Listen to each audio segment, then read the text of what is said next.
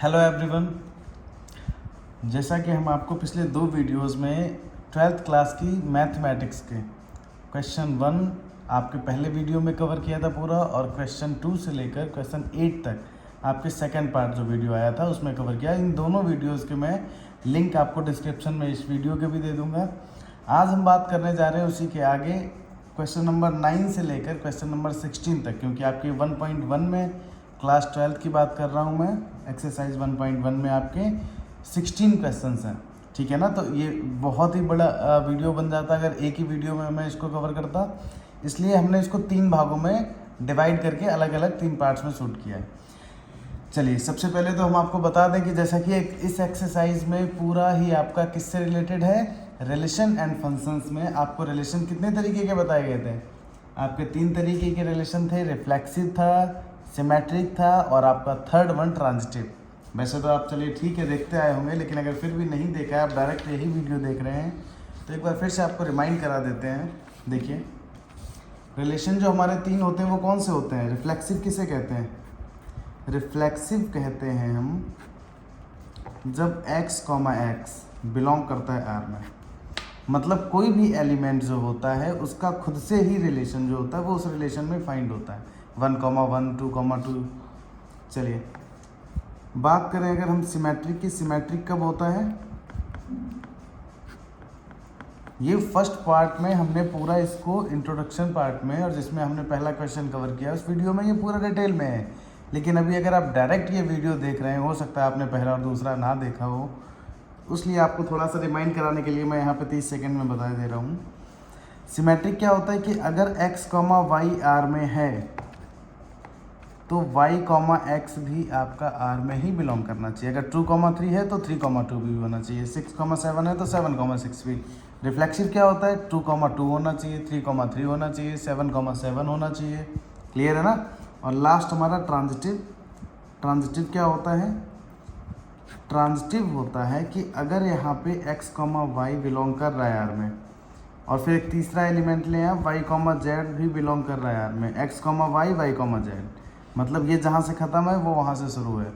अगर 2, 5 है और 5, 7 है, 2, 5 और 5, 7, तो x और z 2 और 7 भी होना चाहिए, मतलब x, z भी बिलोंग करना चाहिए R में, तब हमारा रिलेशन ट्रांजिटिव कहलाएगा। और अगर कोई भी एक आपको किसी भी क्वेश्चन में इस तरीके से मिलता है जिसमें आपके रिलेशन तीनों ही होते हैं, रिफ्लेक्सिव भी है, सिमेट्रिक भी है, ट्रांजिटिव भी है, तो उस रिलेशन को हम एक और पार्टिकुलर नाम दे देते हैं, दैट इज़ इक्विवेलेंस। तो वो रिलेशन आपका इक्विवेलेंस। अगर सवाल ने आपको बोल दिया कि प्रूव करिए, एक सेट दे दिया, एक रिलेशन दे दिया कि प्रूव करिए ये इक्विवेलेंस है, तो आपको इक्विवेलेंस के लिए क्या प्रूव करना पड़ेगा? कि वो रिफ्लेक्सिव भी हो, सिमेट्रिक भी हो और ट्रांजिटिव भी हो। चलिए बात करते हैं हम हमारे क्वेश्चन नंबर 9 की। क्वेश्चन नंबर 9 में क्या दे रखा है आपको? सबसे पहले पढ़िए सवाल को। So that each of the following relation are in the set A is equal to, set A क्या है? x is equal to z. वैसे तो आपको z के बारे में पता होगा, बट नहीं पता है तो मैं आपको बता दूं। z क्या होता है याद करिएगा।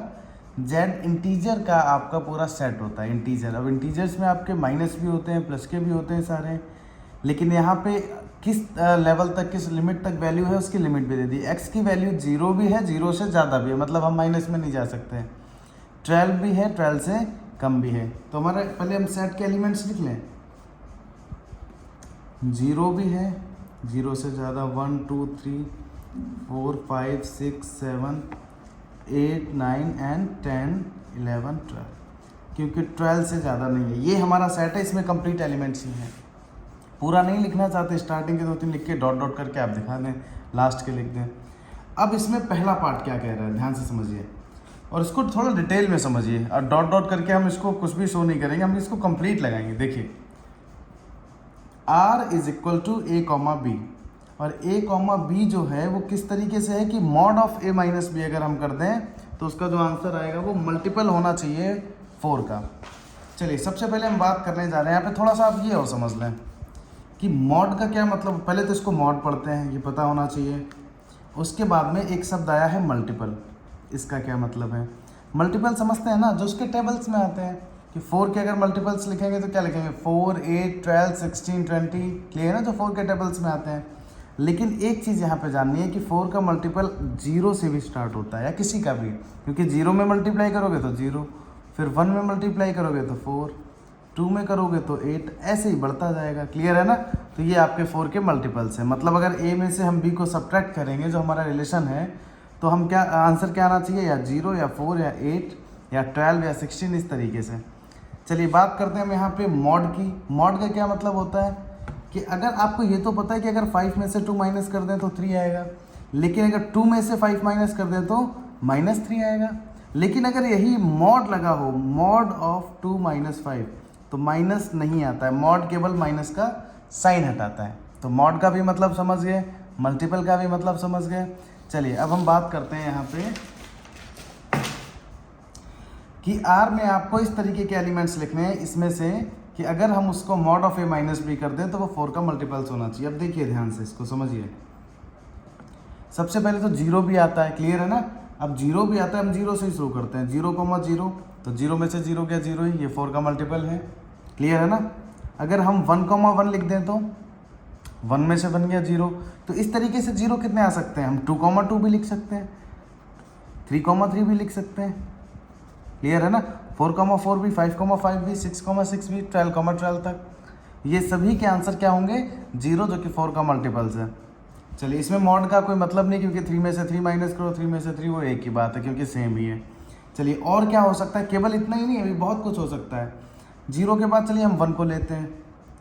1 में से हम किसका पेयर बनाए 1 के साथ में, किसका मल्टीपल आ जाए 1 के साथ तो बना चुके हैं। 1 के बाद 2 से बनाएंगे तो 1 आएगा माइनस करने पे, जो कि 4 का मल्टीपल नहीं होता। 3 से 2 आएगा, 4 से 3 आएगा, 5 से अगर बनाते हैं तो 4 आएगा, जो कि मल्टीपल होता है। तो 1 का 5 से बना सकते हैं, 5 का 1 से बना सकते हैं, उसके बाद 6 से बनाने में 5 आएगा, 7, 8, फिर 9 से बनेगा। ये समझ रहे हैं ना, क्योंकि 1 से 9 माइनस करोगे, ये क्यों उल्टा और सीधा दोनों तरीके से क्यों चल रहा है, क्योंकि 5 में से 1 माइनस करोगे 4 आएगा, और मॉड ऑफ 1 - 5 करोगे, मॉड भी लगा हुआ है तो -4 आएगा, मॉड प्लस कर देगा, वो भी मल्टीपल ही है। 1, 9, क्योंकि 4 के बाद 8 आता है, और 1, 9 है तो 9, 1 भी होगा। अब देखिए अगला 9 के बाद क्या पड़ेगा, 9 तक आ गया। अब 10 में से 1 माइनस करोगे तो 9 आएगा, फिर 10 आएगा, फिर 11 आएगा, और 13 अगर और होता तो उसको भी हम मिला देते तो 12 आ जाता 4 का मल्टीपल, पर 13 है नहीं। इसका मतलब 1 के पेयर इसी के साथ में है। अब इसके बाद 2 लगा लीजिए। 2 का पेयर किसके साथ बनेंगे, 2 का 2 के साथ तो हम बना चुके हैं, बट 2 का पेयर किसके साथ बनाएंगे, 2 का पेयर अब हम 6 के साथ। क्यों, 2 को 6 के साथ माइनस करने पे आपको 4 मिलेगा, जो कि 4 का मल्टीपल है। तो 2, 6 मिल जाएगा, और 6, 2 भी मिल जाएगा आपको। इसके बाद में 2, 10 मिल जाएगा आपको, तो 10, 2 भी मिल जाएगा। उसके बाद आपको मिलता है 2, 14 है नहीं तो उसको छोड़ दें। अब 3 से स्टार्ट करें, 3, 7 मिल जाएगा। क्यों, 3 में से 7 माइनस करोगे 4, तो 7, 3 भी, क्लियर है ना। अब 3 से क्या मिल जाएगा, 11 मिल जाएगा, क्योंकि 8 आ जाएगा, तो 11, 3 भी। इसके बाद कुछ नहीं मिलेगा, क्योंकि वो मिलता है आपको 15 के साथ में, हाँ तो वो है नहीं। अब 4 के साथ 4 तो हो चुका है, यहाँ पे इस लाइन में आ जाएगा 4, 4, और क्या मिलेगा 4 के साथ आपको, अच्छा 0 वाला लिख चुके हैं हम यहाँ पे, हाँ 4 के साथ। अब देखिए 0 भी मिल सकता है, यहाँ पे 3 से पहले तो 0 लगा नहीं सकते थे हम यहाँ से, क्लियर है ना, क्योंकि ये 4 माइनस आता नहीं 3 आता। अब 4 पे आ गए तो हम 0 को भी ऐड कर सकते हैं, और 0, 4 भी मिल जाएगा। 4 के साथ 8 भी माइनस हो जाएगा तो 4 आएगा, 8, 4 भी हो सकता है। 4 के साथ 12 भी हो सकता है, 12, 4 भी हो सकता है। और क्या हो सकता है, अब 5 को ले लें, 5 के साथ आपका 9 भी हो सकता है। 5 के साथ हमने 5 को क्यों नहीं लिखा, क्योंकि वो इस रो में आ जाएगा। 5 के साथ 1 को क्यों नहीं लिखा, क्योंकि वो हम लिख चुके हैं 1 वाला पहले ही, समझ रहे हैं ना। तो 5 के साथ 9 या 9 के साथ 5, इसके बाद कुछ नहीं मिलेगा। 6 को ले लें, 6 के साथ आपका 10, क्योंकि 6 के साथ 2 वाला, तो 2 वाला हम ऑलरेडी लिख चुके हैं, ये क्लियर है ना। 6 के साथ 6 वाला भी लिख चुके हैं। 6 का 10 हो गया, तो 10 का 6 भी हो गया, आगे कुछ नहीं मिलेगा। इसके बाद अगर हम बात करें 7 का, तो 7 का 11 के साथ में मिल जाएगा, और 11 का 7 के साथ में मिल जाएगा, क्लियर है ना। इसके बाद हम 8 की बात कर लें तो 8 का 12 के साथ मिल जाएगा और 12 का 8 के साथ मिल जाएगा। 9 का 13 के साथ मिलता है, लेकिन 13 है नहीं। कुल मिला के इतने एलिमेंट्स आपके बने। हालांकि आप चाहें तो पूरा ना लिखें, क्लियर है ना, क्योंकि कहीं पे भी आपको बहुत ही रेयर पूरा लिखा हुआ मिलेगा। ये पूरा लिख इसलिए दिया ताकि आपको बिल्कुल कोई डाउट ही ना बचे। बाद बाकी आप चाहें इसको डॉट डॉट करके भी 2-4 लिख के दिखा सकते हैं उसी सीरीज़ के, जैसे यहाँ पे दिखा दिया हमने। चलिए अब हम बात करते हैं कि हमें ये प्रूव क्या करना है। हमने रिलेशन तो लिख दिया, सेट पढ़ लिया, लेकिन हमें प्रूव करना है ये 2 रिलेशन। अभी हम पहले की बात कर रहे हैं, इसमें ये इक्विवेलेंस रिलेशन प्रूव करने हैं। इक्विवेलेंस का मतलब क्या होता है, अभी आपको बताया था कि आपको ये अब आपको रिफ्लेक्सिव भी प्रूव करना है, सिमेट्रिक भी प्रूव करना है और ट्रांजिटिव भी प्रूव करना है। चलिए बात करते हैं सबसे पहले। अब आपने पूरा लिख ही दिया है तो अब आपको सारे एलिमेंट्स लेने की ज़रूरत नहीं है। आप केवल क्या लिख देंगे कि here x, x belong to R। कर भी रहा है, एक बार चेक कर लो। सेम 0, 0, 1, 1, 2, 2 इसी रो में सारे हैं। क्लियर है ना। तो ये कैसा है, सो दिस इज रिफ्लेक्सिव। एंड अब आ जाइए सिमेट्रिक पे। x, y है तो y, x भी कोई सा भी आप ले लें। 2, 6 है तो 6, 2 भी। और एक चीज़ आपको हिंट के तौर पे बता दूं मैं, कभी भी आपको मॉड वाला कोई भी क्वेश्चन मिले ना तो वो सिमेट्रिक होता ही होता है। उसकी वजह क्या है कि इसमें से ये माइनस करोगे, उसमें से ये माइनस कर दो, आंसर वही रहता है। अगर a, b बिलोंग कर रहे हैं तो b, a भी बिलोंग ही करेगा। जैसे 2, 6 अगर है यहाँ पे तो 6, 2 भी है। 3, 7 है तो 7, 3 भी है। 3, 11 है, 11, 3 भी है। मतलब x, y belong to R में है एंड y, x भी बिलोंग कर रहा है R में। क्लियर है ना। और ये कंडीशन किसकी होती है, सो दिस इज सिमेट्रिक। समझ रहे हैं ना। आप चाहें तो एलिमेंट्स भी लिख सकते हैं 3, 7, 7, 3 इस तरीके से, लेकिन हम कितने लिखेंगे, 6, 3, 7 लिखें या 10, 4 लिखें, सॉरी 0, 4 लिखें या 4, 0 लिखें या 4, 8 लिखें या 10, 6 लिखें, बहुत सारे हैं। तो हम सीधा x, y और y, x करके डिनोट कर देंगे। अब आ जाइए तीसरे की बात करते हैं। तीसरा हमारा क्या है, जिसको हम बोलते हैं ट्रांजिटिव। अब देखिए अगर 7, 3 है, कोई सा भी आप उठा सकते हैं। 7, 3 ले लिया, x, y मान लो। अब 3 से स्टार्ट होने वाला और भी कोई आप ले लो। 3 से स्टार्ट होने वाला मान लीजिए हम 11 ले लें, ये लगा ही हुआ ले लें। तो अगर 7, 3 है x, y और y, z, तो 7, 11 भी है। कहाँ पे है देखिए, वो मिलेगा ही मिलेगा। क्योंकि अगर ध्यान से देखिए 4 में से 8 माइनस कर रहे हैं, फिर 8 में से 12, 4 का मल्टीपल मिल रहा है यहाँ भी। तो अगर इसको भी इसमें से माइनस कर दोगे तो भी तो 4 का मल्टीपल ही मिलेगा। समझ रहे हैं ना। आप कोई सा भी ले लें, 2, 10 ले लें, 10, 2 ले लें, 2, 2 भी मिलेगा। 2, 6 ले लें, 6, आप 6 के साथ 10 ले लें तो 2, 6 ले लिया। फिर 6 से स्टार्ट होने वाला 6, 10 ले लिया तो 2, 10 भी आपको मिलेगा। क्लियर है ना। 2, 10 ये रहा। मतलब आप कोई सा भी x, y, z ले लें, x, z भी आपको इसी में मिलेगा। तो आप क्या लिखेंगे, x, y बिलोंग कर रहा है R में और y, z भी बिलोंग कर रहा है R में और x, y, z अगर बिलोंग कर रहा है और x, z भी बिलोंग कर रहा है तो आप क्या लिखेंगे, सो दिस इज ट्रांजिटिव। अब आपने रिफ्लेक्सिव भी शो कर दिया, सिमेट्रिक भी, ट्रांजिटिव, तो आप क्या बोल दोगे लास्ट में, सो this is an equivalence relation. Clear है ना। अब इसका क्या है, हमारा सेकंड पार्ट क्या है, ध्यान से समझिए कि a, b और a b के बराबर है और इसको भी आपको इक्विवेलेंस फाइंड करना है। आ जाइए जरा इस पे भी ध्यान दे लेते हैं। देखिए बच्चे, इसको हम पेज के पीछे देखिए रिलेशन क्या दे रखा है। इसको मैं रिलेशन को दोबारा लिख लेता हूँ कि r is equal to a, b such that a is equal to b। अब ध्यान से देखिए, यहाँ पे बड़ा आराम से लिख सकते हैं आप इसको कि a और b बराबर है। क्लियर है ना।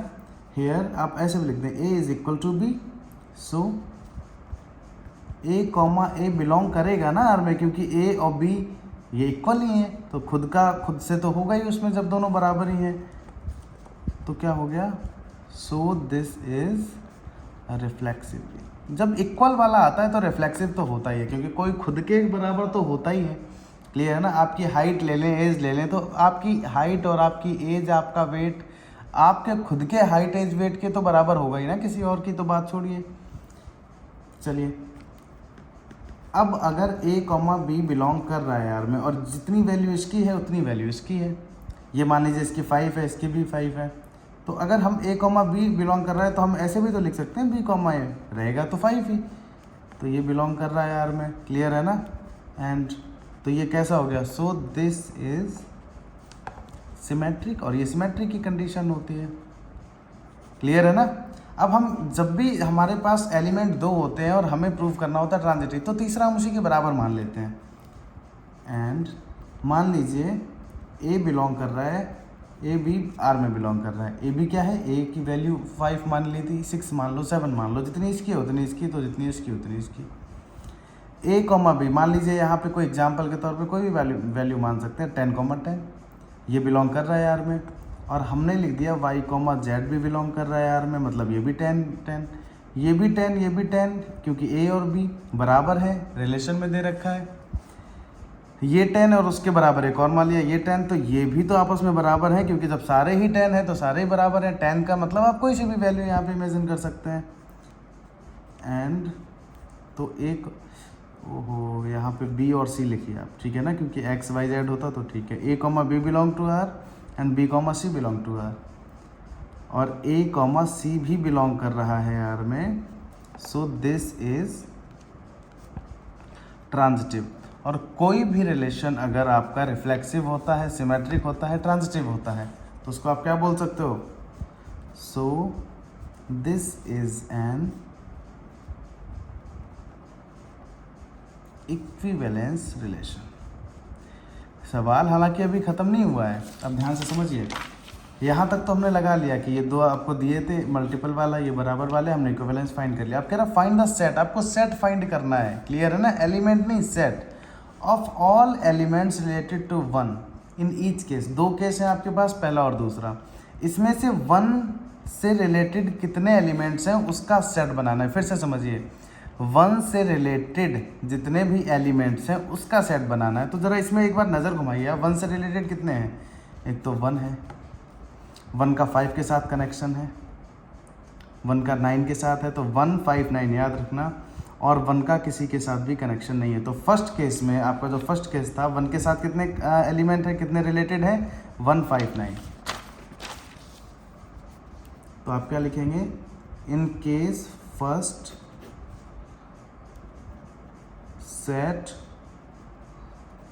Related to 1 is equal to, कितना हो जाएगा, सेट कैसे लिखते हैं, करली ब्रैकेट में एलिमेंट्स को कॉमा लगा के, ये आपका सेट हो जाएगा। एंड इन केस सेकेंड,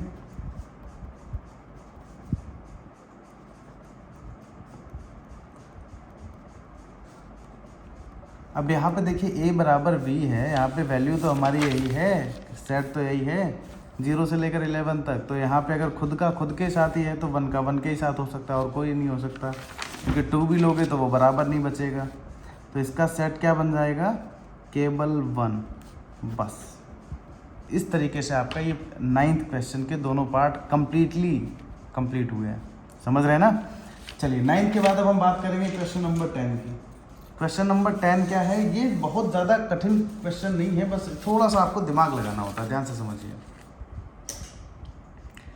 कह रहा है give an example of a relation, आपको एक रिलेशन का एग्जाम्पल देना है विच इज, और इसमें कई सारे क्वेश्चंस हैं, कई सारे क्वेश्चंस का मतलब है अलग अलग कंडीशन है, उसी के हिसाब से आपको खुद से एग्जाम्पल्स बना के लिखने हैं। आपको एक ऐसा एग्जाम्पल लिखना है, फर्स्ट पार्ट में देखिए कि जो सिमेट्रिक है but neither reflexive no transitive, ना तो वो रिफ्लेक्सिव है और ना ही ट्रांजिटिव है। तो देखिए रिफ्लेक्सिव ट्रांजिटिव की कंडीशन दिमाग में रखनी पड़ेगी। सिमेट्रिक है, सिमेट्रिक का मतलब क्या है कि अगर x y बिलोंग करता है तो y x भी करता है, क्लियर है ना।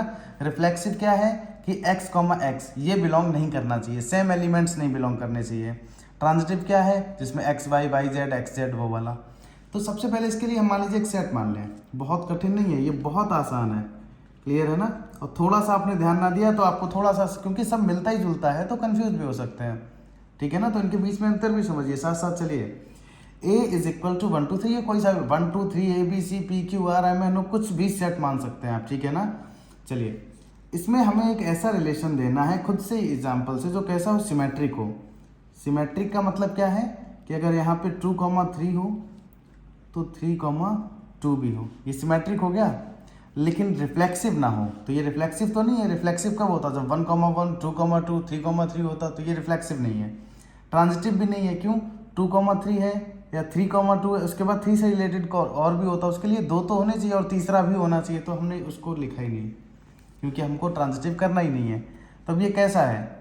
ये आपका एग्जाम्पल के लिए केवल यही आंसर छोड़ दें, और चाहे तो पूरा लिख भी दें कि 2,3 belong to R and 3,2 belong to R, so this is symmetric. और ये बिलोंग नहीं करता है इसलिए ये, अब ये मैं बोल भी रहा हूँ, क्लियर है ना? आप इसको यहीं पे लिखा हुआ छोड़ दें। अगर आप चाहें तो कम्प्लीटली कैसे लिखेंगे, चलिए एक मैं बता देता हूँ कि here 2,3 belong to R and 3,2 belong to R, x, y, y, x. So this is symmetric. Clear है ना? एंड अब ये रिफ्लेक्सिव क्यों नहीं है? 1,1 does not belong to R। 1,1 की जगह 2,2 ये भी लिख सकते हैं, 3,3 ये भी लिख सकते हैं, और क्या लिख सकते हैं? x, x। क्लियर है ना? सो this is not reflexive। ठीक है ना? और इसी तरीके से उसको लिख देना कि 2,3 x, y बिलोंग करता है, y, z ही नहीं है, तो आगे की आप बात ही क्या करेंगे।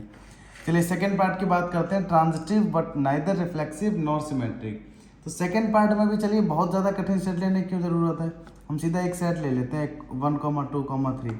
रिलेशन कैसा रखना है हमें? हमें केवल ट्रांजिटिव रिलेशन रखना है। ट्रांजिटिव रिलेशन क्या होता है? इसमें आप एग्जांपल के तौर पे जैसे हम मान लेते हैं 1,2, ठीक है ना? इसको क्या मानेंगे? x, y। 2,3 भी मान लो, क्यों? क्योंकि हमें y से ही स्टार्ट करना है। x, y है, y, z है, तो x, z भी होना चाहिए। 1,3 भी, ये भी लिख दो। अब ये कैसा रिलेशन है, ध्यान से देखिए, x, y है, y, z है, और 1,3 मतलब x, z भी है। तो ये कंडीशन होती है ट्रांजिटिव की। ट्रांजिटिव तो है, रिफ्लेक्सिव तो नहीं है। क्यों नहीं है रिफ्लेक्सिव? क्योंकि 1,1 नहीं है, 2,2 नहीं है। सिमेट्रिक क्यों नहीं है? 2,3 है लेकिन 3,2 नहीं है। क्लियर है ना? तो ये आपका इसका एग्जाम्पल हो गया। थर्ड क्वेश्चन की बात करते हैं। रिफ्लेक्सिव तो होना चाहिए और सिमेट्रिक भी होना चाहिए। अब इसमें 2 होने चाहिए, रिफ्लेक्सिव भी सिमेट्रिक की। क्या नहीं होना चाहिए? ट्रांजिटिव। आसान है, तो इसी को एग्जाम्पल ले लो, 1,2,3। रिलेशन कैसा देना है हमें? रिफ्लेक्सिव हो। रिफ्लेक्सिव कब होगा? जब x, x बिलोंग करेगा, मतलब 1,1 हो, 2,2 हो, 3,3 हो। ठीक है, ये तो रिफ्लेक्सिव हो गया। अब सिमेट्रिक की अगर हम बात कर लें, सिमेट्रिक कब होता है? जैसे मान लीजिए 2,3 हो और 3,2 हो। रिफ्लेक्सिव है, क्यों है? 1,1 है, 2,2 है, 3,3 है। सिमेट्रिक है, क्यों है? 2,3 बिलोंग कर रहा है तो 3,2 भी बिलोंग कर रहा है। ट्रांजिटिव तो नहीं है। ट्रांजिटिव क्यों नहीं है? क्योंकि यहाँ पे कोई सा भी 2,3 है, 3 से स्टार्ट होने वाले कोई एलिमेंट ही नहीं है। क्लियर है ना? तो ये आपका रिफ्लेक्सिव है। और ये है, ये तो x, y और y, x है, z नहीं है। ठीक है ना? नहीं तो आप सोचें कि 3 से स्टार्ट हो रहा है, ये x, y और y, x है, तो ये आपका सिमेट्रिक है। और 2,3 है, 3,3 है, हाँ ठीक है,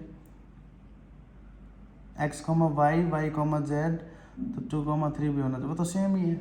चलिए अब हम बात करते हैं इसमें आगे की, फोर्थ पार्ट। ठीक है ना? रिफ्लेक्सिव होना चाहिए, ट्रांजिटिव होना चाहिए, लेकिन सिमेट्रिक नहीं होना चाहिए, रिफ्लेक्सिव होना चाहिए। मतलब अगर हम इसमें ले लें 1,2,3, तो ये रिफ्लेक्सिव तो हो। रिफ्लेक्सिव कब होगा? ध्यान से समझिए, 1,1 भी होना चाहिए, 2,2 भी होना चाहिए, 3,3 भी, या एक भी लिख दो तो भी ठीक है। x, x तो चलो हो गया, रिफ्लेक्सिव तो हमने दिखा दिया। अब ट्रांजिटिव भी होना चाहिए। ट्रांजिटिव कब होगा? अगर हम यहाँ पे सपोज दैट मान लें 1,2 है, 2,3 है, x, y, z, और यहाँ पे मान लें 1,3। 1,3 क्यों? इसकी वजह से। तो देख लें आप इसको, देखिए इसकी वजह से तो रिफ्लेक्सिव है। ट्रांजिटिव क्यों है? x, y, z, x, z। Symmetric नहीं है, 2,3 है, 3,2 नहीं है, क्लियर है ना। तो ये हो गया, बहुत डिफिकल्ट नहीं है, बहुत डिफिकल्ट क्या, बिल्कुल डिफिकल्ट नहीं है। इसका फिफ्थ और लास्ट पार्ट क्या, सिमेट्रिक भी हो, ट्रांजिटिव भी हो, बट रिफ्लेक्सिव ना हो। चलिए ए ले लेते हैं हम। अच्छा, ज़रूरी नहीं है कि आप इसको इन सबको उसी आप इस तरीके से भी लगा सकते हैं। आप बस ये देख लें क्या है उसकी कंडीशन लिख दें, क्या है इसकी लिख दें, जो नहीं है उसको छोड़ दें, क्लियर है ना। बाद बाकी सिमेट्रिक की और या कोई सा भी, आप इसमें से कोई सा भी, ज़रूरी नहीं आप ऐसे ही दें। अभी मैं एक दो एग्जांपल देता हूँ, जैसे आप 5वें पार्ट में एक अलग तरीके से समझिए, सेट बिल्डर फॉर्म में भी लिख सकते हैं, सभी को एक से समझ लें, आप कोशिश कर लेना। चलिए, जैसे कि सपोज दैट यहाँ पे हम सेट बिल्डर में लिख दें A is equal to X comma Y, या ए कॉमा बी भी लिख सकते हो। और एक्स कॉमा वाई किस तरीके से, देखो सिमेट्रिक हो, मतलब एक ऐसा रिश्ता जो मेरा तुमसे है तो तुम्हारा मुझसे भी हो। ऐसे कितने रिश्ते होते हैं। अच्छा, मैं यहाँ पे अगर बात करूँ, मैं आपका दोस्त हूँ तो आप भी मेरे दोस्त हो ना। अगर मैं आपका चाचा हूँ, मैं आपका, तो आप मेरे चाचा नहीं हो, आप मेरे भतीजे हो, क्लियर है ना। अगर मैं आपका मामा हूँ तो आप मेरे भांजे हो, क्लियर है। मतलब क्या है, आप या मुझसे मतलब नहीं है, मतलब है यहाँ पे कि रिलेशन में उल्टा होता है, लेकिन कुछ ऐसे रिश्ते होते हैं केवल जिनमें जो मैं आपका लगता हूँ वही आप मेरे लगते हो। जैसे दोस्त का रिश्ता हो गया, जैसे अगर लड़के हैं तो भाई का रिश्ता हो गया। लड़का लड़की के साथ नहीं हो सकता, क्योंकि अगर वो मेरा भाई है तो मैं उसकी बहन हूँ, या अपोजिट हो जाएगा ना जेंडर के हिसाब से। या तो दोनों भाई हूँ या दोनों बहनें हूँ, इस तरीके से, या दोस्त हूँ। तो अगर हम यहाँ पे इस तरह सिमेट्रिक तो चलो हम समझ गए, अगर ऐसा कोई रिलेशन दे देते हैं। ट्रांजिटिव क्या होता है, ध्यान से समझिए। यहाँ पे अगर हम इस तरीके से लिख दें कि x is a brother of y, x y का भाई है तो y भी x का भाई है, मतलब सिमेट्रिक तो हो गया। ट्रांजिटिव क्या है कि हम तीसरा ले लेंगे z, वो भी उसी का भाई है। तो अगर मेरा एक भाई है कोई दूसरा और उसका भी भाई है दूसरा, तो वो मेरा भी तो भाई है, क्लियर है ना। तो इस तरीके से ये आपका ट्रांजिटिव भी हो गया। लेकिन रिफ्लेक्सिव क्यों नहीं हो सकता, क्योंकि x जो है वो x का ही भाई थोड़ी हो सकता, वो तो खुद ही है, तो खुद का कोई भाई कैसे हो जाएगा। तो ये रिफ्लेक्सिव नहीं है, ब्रदर जैसा एग्जाम्पल। लेकिन यहाँ पे ये लिखना पड़ेगा, x is a brother of y and both are male. ये आपका रिलेशन है ना कि सेट। इस तरीके से भी लिख सकते हैं आप, क्लियर है ना। तो इस तरीके से आपका क्वेश्चन नंबर 10 कंप्लीट होता है। अब हम बात करेंगे क्वेश्चन नंबर 11 की। यहाँ से क्वेश्चंस जो हैं वो थोड़े से आपको थ्योरेटिकल समझने पड़ेंगे, आसान बहुत है। सबसे पहले कह रहा है so that the relation are in the set A of points. एक ए सेट है जिसमें पॉइंट्स ही पॉइंट्स भरे पड़े हैं, क्लियर है ना। और आर किस तरीके का है कि जो पॉइंट्स हैं, distance of the point P from the origin is same as the distance of point Q from the origin. मतलब देखिए, आपको पॉइंट्स तो आपने बनाए होंगे, ये तो बचपन से पढ़ते आ रहे हैं इस तरीके से आप। ये x होता है, ये y होता है, ये -x, ये -y। तो ओरिजिन क्या होता है, जहाँ पे ये दोनों इंटरसेक्ट करते हैं एक्सिस, इसको ओरिजिन कहते हैं, इसीलिए इसको O से डिनोट कर देते हैं। और इसके हमारे जो कोऑर्डिनेट होते हैं वो भी कितने होते हैं, 0,0। तो दो पॉइंट्स हैं P, Q, और दोनों में क्या कंडीशन है कि सेम डिस्टेंस पे हैं O से। चलिए, अगर हम बात कर लें यहाँ पे, यहाँ भी हो सकते हैं, यहाँ पे भी, यहाँ पे भी, यहाँ पे भी। इसने ये तो बताया नहीं कि नेगेटिव है कि पॉजिटिव है। कहाँ पे मान लें, चलिए हम मान लेते हैं इसको यहाँ पे। एक है हमारा यहाँ पे पॉइंट P, जो कि यहाँ से जो भी इसकी ओरिजिन से डिस्टेंस हो वो, और एक Q मान लो, वो इधर मान लो, या कहीं पे भी आप मान सकते हैं, ठीक है ना। ये आपके जितने भी क्वाड्रेंट हैं 4, उनमें मान सकते हैं। लेकिन इतना याद रखना, जितना डिस्टेंस ये है उतना ही डिस्टेंस ये है, और आपके ये 2 पॉइंट हैं, क्लियर है ना।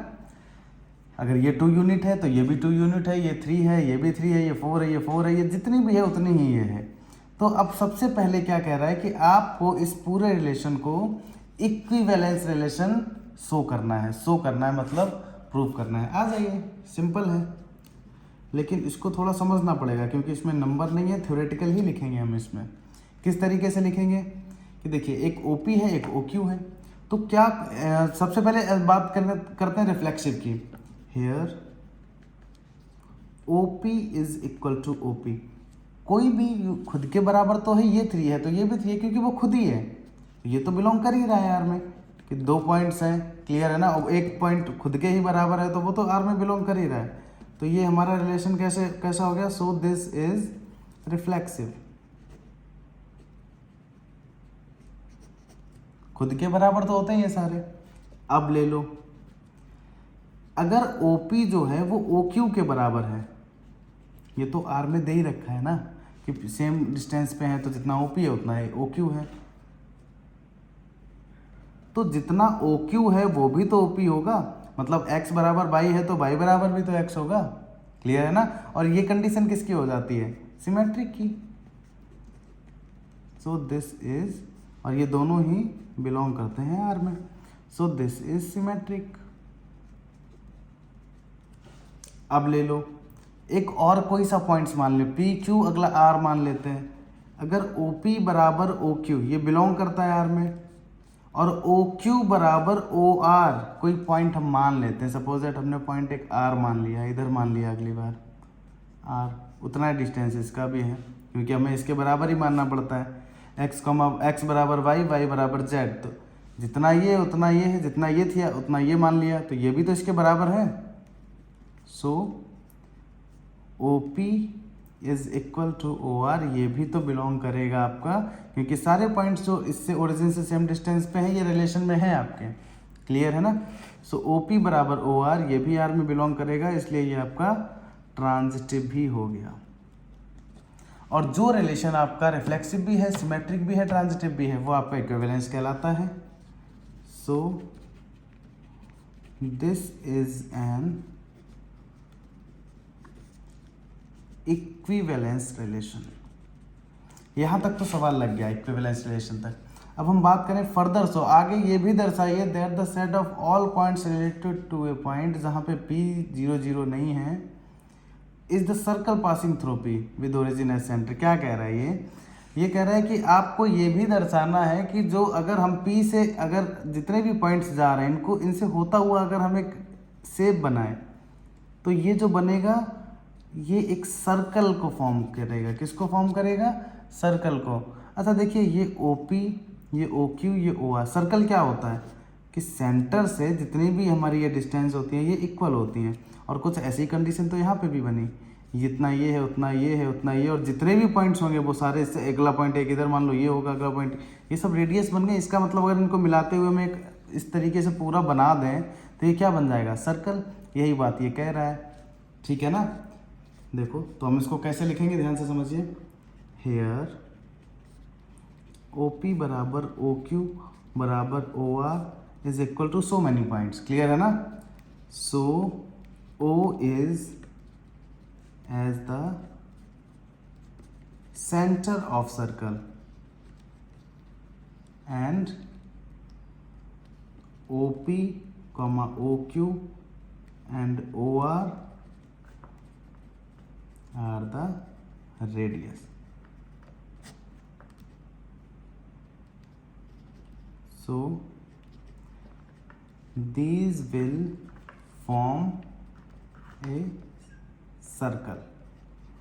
मतलब क्या हो गया इसका कि O जो है वो एक सेंटर की तरीके से काम कर रहा है, वो सेंटर से काम कर रहा है, तो यहाँ पे OP OQ OR क्या बन गए, रेडियस की तरीके से, रेडियस ही बन गए, तो इसलिए ये क्या फॉर्म करेगा, ये एक सर्कल को फॉर्म करेगा। यही हमने लिख दिया। इस तरीके से क्वेश्चन नंबर आपका 11 भी कंप्लीट हो गया। अब हम बात करेंगे क्वेश्चन नंबर 12 की। क्वेश्चन 12 क्या कह रहा है कि so that the relation are defined in the set A of all triangles as R T1 T2 T1 is a similar to T2। आपका जो सेट है, क्लियर है ना, वो ट्राइंगल्स का है जिसमें बहुत सारे ट्राइंगल्स हैं, लेकिन रिलेशन कौन सा है, T1 T2 का। और जहाँ पे T1 T2 क्या है, आपके सिमिलर ट्राइंगल्स हैं। सिमिलर ट्राइंगल्स को याद करते हैं एक बार, वैसे तो आपको याद होना चाहिए। जैसे कि ये दो ट्राइंगल्स हैं,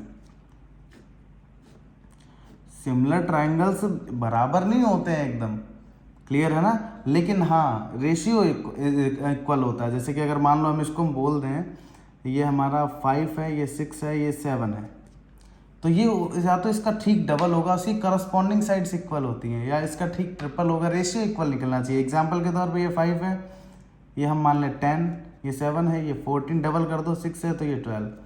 तो अगर हम यहाँ पे करें 5/10 तो 1/2, 7/14, 1/2, 6/12, 1/2। तो इस तरीके से ये हमारे जो ट्रायंगल्स हैं ये क्या हैं, ये सिमिलर ट्रायंगल्स हैं। चलिए ये T1 मान लें, ये T2 मान लें, ठीक है ना। इस तरीके से ट्रायंगल्स हैं। सेट ए में सारे ट्रायंगल्स हैं तो हम सेट ए लिख नहीं सकते हैं। अब हम केवल इसको इक्विवेलेंस रिलेशन ही सॉल्व करेंगे, फाइंड करेंगे, प्रूफ करेंगे, जैसा कि अभी हमने पिछले 2-3 सवालों में किया। चलिए करते हैं, क्लियर है ना। T1 जो है वो T2 के सिमिलर है। चलिए सबसे पहले हेयर, यहाँ से स्टार्ट है।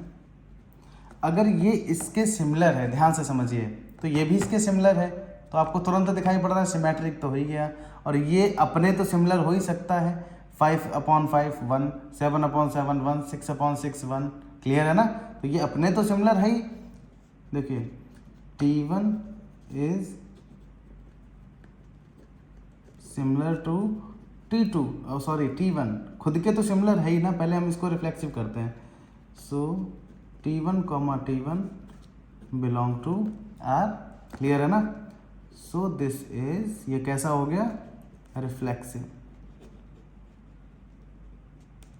And T1, T2 belong to R, मतलब T1 T2 के सिमिलर है। सो T2, T1, T2 T1 के सिमिलर है, ये भी R में बिलोंग करता है। सो दिस इज, समझ रहे हैं ना, ये इसके सिमिलर है तो ये इसके भी सिमिलर है। सो दिस इज सिमेट्रिक। एंड एक तीसरा हम और ले लें, जैसे मान लीजिए अगली बार हम T3 ले लें, ये इसका ट्रिपल ले लो, ये 15, 7 का ट्रिपल 21, 6 का ट्रिपल 18। तो अगर इसको भी हम कर, देखिए अब इसका रेशियो समझिए आप। अभी हमने इसका रेशियो लगाया था, रेशियो क्यों, हम रेशियो की बात कर क्यों रहे हैं, क्योंकि सिमिलर का मतलब भी होता है कि उसकी करस्पॉन्डिंग साइड्स जो होती हैं उनका रेशियो इक्वल होता है, क्लियर है ना। तो अभी अगर हम बात करें यहाँ पे T1, T2, ये बिलोंग कर रहा है ना R में, क्योंकि T1 T2 के सिमिलर है ना। ये अभी हमने देखा था 1/2 आया था सबका। और यहाँ पे T2 जो है वो T3 के सिमिलर है, ध्यान से समझिए। 10/15 कर दो, 2/3 आ जाएगा। 14/21 कर दो, 2/3 आ जाएगा। 12/18 कर दो, 2/3 आ जाएगा। मतलब ये इसके सिमिलर है, ये हमने ले लिया। तो क्या ये इसके सिमिलर नहीं होगा? 5/15 1/3, 7/21 1/3, 6/18 1/3। मतलब अगर ये इसके सिमिलर है, ये इसके सिमिलर है, तो ये भी इसके सिमिलर होगा। और यही कंडीशन तो होती है हमारी किसकी, ट्रांजिटिव की। T1 T2 बिलोंग कर रहा है R में, T1 T2 के सिमिलर है, T2 T3 बिलोंग कर रहा है, ये सिमिलर है आपस में। तो इसका मतलब है T1 और T3 भी आपका बिलोंग करेगा R में, ये भी सिमिलर है। सो दिस इज ट्रांजिटिव। और अगर कोई भी आपको रिलेशन ऐसा मिलता है जो रिफ्लेक्सिव भी है, सिमेट्रिक भी है, ट्रांजिटिव भी है, तो वो आपका इक्विवेलेंस कहलाता है। सो दिस इज एन इक्विवेलेंस। हालांकि सवाल अभी हमारा खत्म नहीं हुआ है, क्यों? क्योंकि इसमें भी और क्या दे रहा है, यहाँ तक तो हमने कर लिया। फिर कह रहा है कि विद साइड्स 3 4 5 T2 नहीं, T1 की साइड्स हैं 3 4 5, ठीक है। T2 की साइड्स हैं 5 12 13, T3 की साइड्स हैं 6 8 10। Which triangles T1 T2 are related. इसमें देखिए क्या कहने की कोशिश कर रहा है। एक T1 ट्राइंगल है, इसकी साइड दे रहा है 3 4 5, 3 4 5, ये एक ट्राइंगल है T1। फिर एक ट्राइंगल दे रहा है 5 12 13, 5 12 13। फिर एक ट्राइंगल दे रहा है 6 8 10, इसका नाम है T3। ये T2 है, ये T3 है। 6 8 10, क्लियर है ना। अब क्या कह रहा है कि इसमें से कौन से ट्राइंगल्स रिलेटेड हैं। और एक चीज़ और भी पूछ रहा है, हाँ यही पूछ रहा है। चलिए पहले तो इसमें बात करते हैं क्या क्या। पहले तो आपको देखिए ये 3 4 5, और मैंने ये इसी तरीके से ट्राइंगल्स क्यों बनाए, क्योंकि ये ट्रिपलेट होते हैं, क्लियर है ना। आपको याद होगा hypotenuse square is equal to length square, sorry perpendicular square plus base square. अब ये किसकी कंडीशन होती है, पाइथागोरस की। और ये पाइथागोरस किस में लगता है, ये केवल और केवल राइट एंगल ट्राइंगल में लगता है, जिसका एक एंगल 90 डिग्री का होता है। चलिए अब हम बात करते हैं यहाँ पे कि ये और ये आपस में रिलेटेड कौन से हैं। पहली चीज़ तो हम ये समझे कि ये तीनों ही ट्रिपलेट हैं, तीनों ट्रिपलेट हैं, तो इसका मतलब तीनों राइट ट्रायंगल है। एक चीज़ तो हम ये समझे। दूसरा देखिए यहाँ पे अगर हम करस्पॉन्डिंग साइड्स करें तो ये आएगा 3/5, ये आएगा 4/12, 5/13, तीनों का रेशियो अलग अलग। इसमें करो 3/6 1/2 आएगा, 4/8 1/2 आएगा, 5/10 1/2 आएगा। मतलब T1 and T3 are similar. ये सिमिलर हैं, क्यों है similar? Because their corresponding sides are equal. Clear है ना, क्योंकि उनकी करस्पॉन्डिंग साइड्स इक्वल हैं। एंड जो इसमें सारे सेट्स हैं वो सारे राइट एंगल सेट हैं। इसका मतलब and the all triangles in the set are right angled triangle. Clear है ना। इस तरीके से आपका क्वेश्चन नंबर 12 भी कंप्लीट होता है। अब हम बात करेंगे क्वेश्चन नंबर 13 की। कह रहा है so that the relation are defined in the set A of all polygons. Polygons क्या होते हैं, याद करते हैं। पॉलीगॉन्स होते हैं जिसमें 2 से ज़्यादा साइड्स होती हैं। मतलब ट्रायंगल भी एक पॉलीगॉन है, इसमें 3 होती हैं। क्वाड्रिलेटरल भी एक पॉलीगॉन है, इसमें 4 होती हैं। पेंटागॉन भी एक पॉलीगॉन है, इसमें 5 होती हैं। हेक्सागॉन भी एक पॉलीगॉन है, इसमें 6 होती हैं। और इस तरीके से आप चलते जाएं। क्लियर है। तो एक पॉलीगॉन है, हमें नहीं पता है, लेकिन क्या कह रहा है, रिलेशन किस तरीके का है कि P1 और P2 इनके नाम दे लें। अब ये P1 हो गया, P2 है, कुछ भी हो सकता है। P1 and P2 have same number of sides. इसका मतलब कि जो जितनी साइड्स P1 में है अगर 3, 4, 5 उतनी ही इसमें है। तो क्या ये इक्विवेलेंस है? नहीं, ये शो करना है कि ये इक्विवेलेंस ही है। सबसे पहले तो बताइए हियर P1, P1 बिलोंग करता है R में, क्योंकि जितनी P1 में है उतनी P1 में है। अगर इसमें 2 है, खुद से कंपेयर करेंगे तो हमेशा बिलोंग ही करेगा, इसलिए ये आपका रिफ्लेक्सिव है। एंड अगर P1 में जितनी साइड है उतनी P2 में है, ये बिलोंग करता है R में। तो जितनी P2 में है उतनी तो P1 में है, ये भी बिलोंग करेगा R में। तो ये आपका सिमेट्रिक भी हो गया। क्लियर है ना। एंड जितनी P1 में है उतनी P2 में है, ये तो R में बिलोंग करता है। जितनी P2 में है उतनी ही P3 में है, ये हमने मान लिया, ये भी R में बिलोंग करता है। तो इसमें भी 3, इसमें भी 3, इसमें भी 3, इसमें भी 3। एग्जाम्पल के तौर पे 3 की जगह आप कोई सा भी नंबर ले सकते हैं, तो पहले और इसमें भी तो बराबर ही उतनी ही होगी।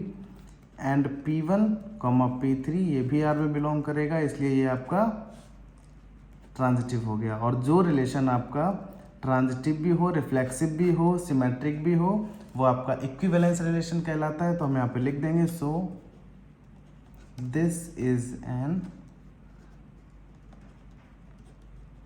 Equivalence relation. चलिए अब हम बात करते हैं हमारे क्वेश्चन नंबर 4 की। क्वेश्चन नंबर 4 क्या कह रहा है, let L is set of all lines in XY plane. XY plane वही हमारा कार्टेशियन प्लेन होता है, ठीक है ना, जिसमें हम एक्सिस बनाते हैं X और Y। उसमें आपके 3 लाइन्स हैं, 3 नहीं सॉरी 2 हैं, L1 L2। एक लाइन L1 मान लो, एक लाइन L2 मान लो।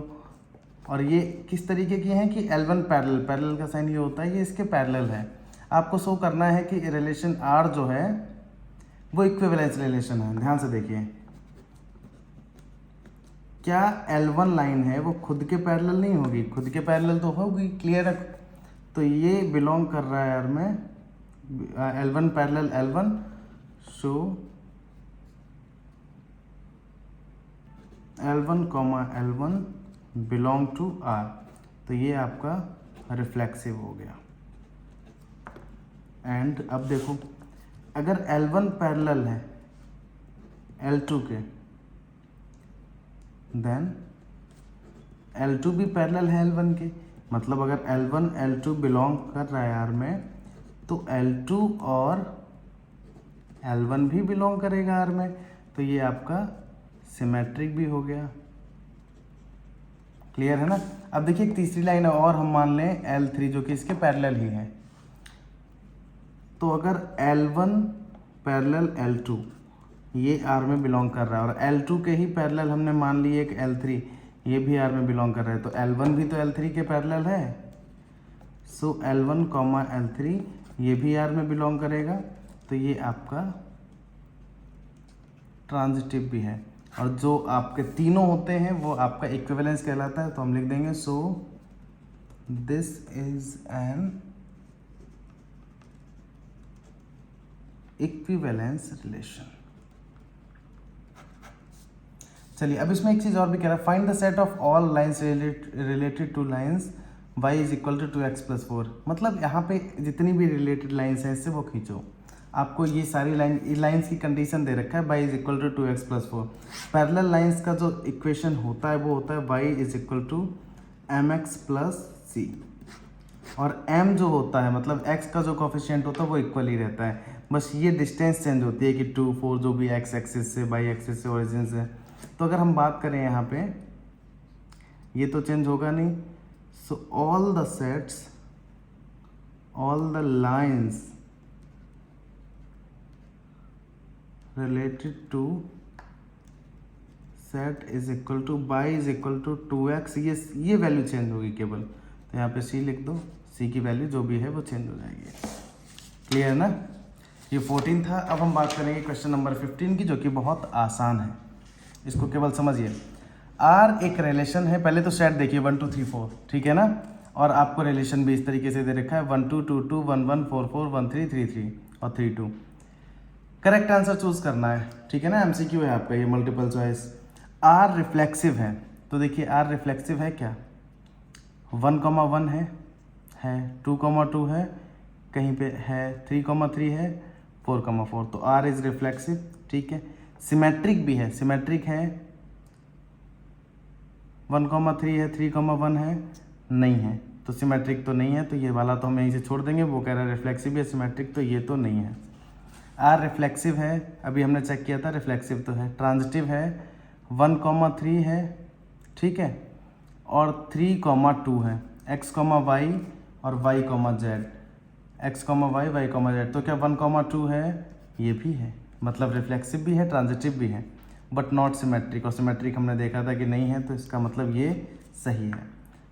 क्लियर है ना। इसका मतलब B इज करेक्ट। क्यों है ये आप समझ सकते हैं। इसका लास्ट क्वेश्चन, क्वेश्चन नंबर 16। आपको रिलेशन दे रहा है, पहले तो सेट दे रहा है नेचुरल नंबर्स का, 1 से लेकर जितनी भी चाहो आप ले सकते हो।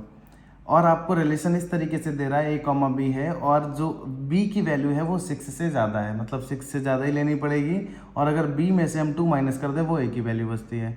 6 से ज़्यादा वैल्यू लो b की, 7 लो, 7 में से 2 करो माइनस, तो a की वैल्यू आएगी 5, 5,7 है, इसमें से नहीं है। 6 से वैल्यू 7 ली थी बड़ी, अब 8 ले लो, 8 में से 2 माइनस करो 6 आएगा। a की वैल्यू 6, b की वैल्यू 8, तो 6,8 हमारा ऑप्शन सी। क्लियर है ना। चलिए इस तरीके से आपका ये कंप्लीट होता है।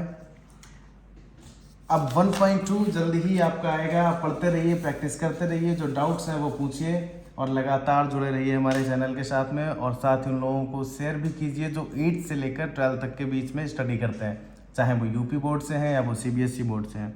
यूपी बोर्ड्स के अब वीडियोज़ आने शुरू होंगे कल से। और धन्यवाद वीडियो देखने के लिए।